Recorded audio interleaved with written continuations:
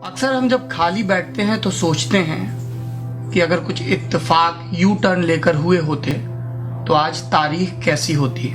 आज डॉक्टर राम मनोहर लोहिया का जन्मदिन है और मुझे उनकी जिंदगी के 3 इत्तेफाक याद आ रहे हैं जिन पर 2 कॉमा और 1 फुल स्टॉप लगे मौत की वजह से।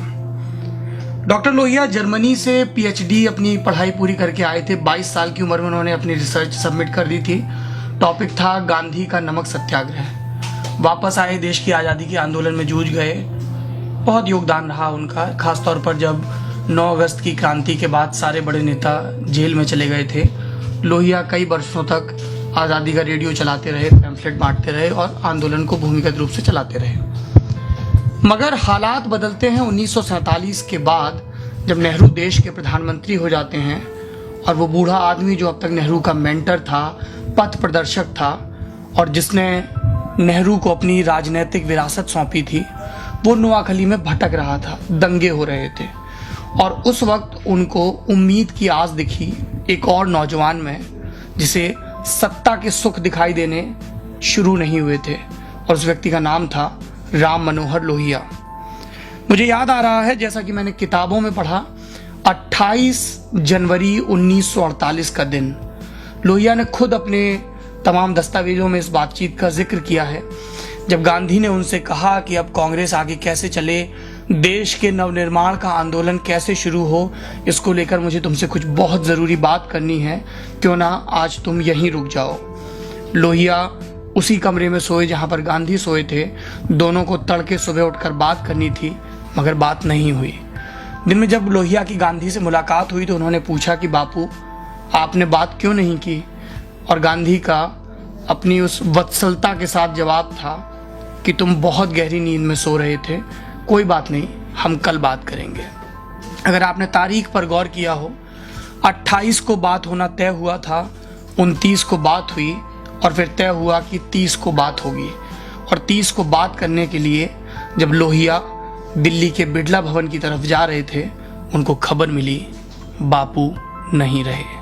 ये पहला कॉमा है इस राजनीतिक इत्तेफाक के 3 वाक्यों का। और अब मुझे याद आ रहा है दूसरा इत्तेफाक, साल था 1956 का। लोहिया सोशलिस्ट पार्टी के बैनर तले तमाम गैर कांग्रेसी दलों को एकजुट कर रहे थे, मगर उन्हें एक चीज बार बार अखर रही थी। इस सारी सत्ता परिवर्तन की लड़ाई में जो वो अंतिम आदमी है जिसकी गांधी बार बार बात करते थे, वो कहाँ है? दलित कहाँ है? दलित की नुमाइंदगी करने वाले सही आवाज और चेहरे कहाँ हैं? और तब उनका ध्यान डॉक्टर अंबेडकर की तरफ गया। डॉक्टर अंबेडकर उस वक्त all India backward class association चलाते थे। जाहिर है कि कांग्रेस ने उनकी राजनीतिक मिट्टी पलीत करने में कोई कसर नहीं छोड़ी थी। वो मुंबई से चुनाव भी हार चुके थे और तब लोहिया उनसे मिले और दोनों लोगों ने जमकर बात की। नई पार्टी की नीति, कार्यक्रम, मसौदा, उसका सांगठनिक ढांचा, और ये तय हुआ कि डॉक्टर अंबेडकर इस नए राजनीतिक दल की अगुवाई करेंगे। एक कॉमा फिर आया और 6 दिसंबर 1956 को बाबा साहेब भीमराव अंबेडकर का निधन हो गया। और ये तीसरा और आखिरी वाकया जो बेहद जरूरी है आप लोगों को जानना और याद रखना, ये वो दौर था जब कांग्रेस को पहली बार बुरी तरह झकझोर दिया गया था। साल 1967, जब देश में एक साथ 9 राज्यों में कांग्रेस की करारी हार हुई थी। नेहरू का दौर बीत चुका था, नेहरू की बिटिया सत्ता पर चिपकी हुई थी, लेकिन वो संगठन और उससे भी बढ़कर जनता पर अपनी पकड़ खोती जा रही थी। ऐसे वक्त में लोहिया को ये ख्याल आया कि अगर वाकई गांधी की विरासत को नए सिरे से आगे बढ़ाना है तो एक ऐसे व्यक्ति को सिरमौर बनना होगा जो गांधी की नैतिक चेतना को धारण करता हो, मनसा वाचा कर्मणा। तब उनका ध्यान उस व्यक्ति की तरफ गया जिसने 14 साल पहले उनको सोशलिस्ट पार्टी से बाहर का रास्ता दिखाया था। मैं बात कर रहा हूं जयप्रकाश नारायण की। जयप्रकाश नारायण उस वक्त सर्वोदयी आंदोलन में सक्रिय थे, विनोबा भावे के साथ थे, तमाम दस्युओं का आत्मसमर्पण करवाने की भूमिका रच रहे थे, लेकिन राजनीति से, सक्रिय चुनावी राजनीति से कोसों दूर थे। लोहिया ने जेपी को विस्तार से समझाया, मान मनव्वल की, और तब भारतीय राजनीति के गैर कांग्रेसवाद के 2 कुजात गांधीवादी या कहें कि शलाका पुरुष एक साथ आने के लिए राजी हुए।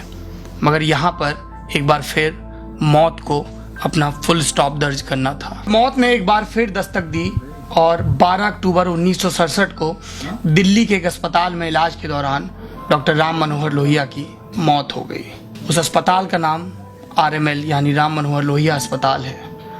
अक्सर हमें ये लगता है कि यूं होता तो क्या होता, और मैं कई बार सोचता हूँ कि अगर इन राजनीतिक इत्तेफाकों में से किसी एक ने भी जिंदा शक्ल पा ली होती तो क्या सियासत वैसी ही होती जैसी आज है।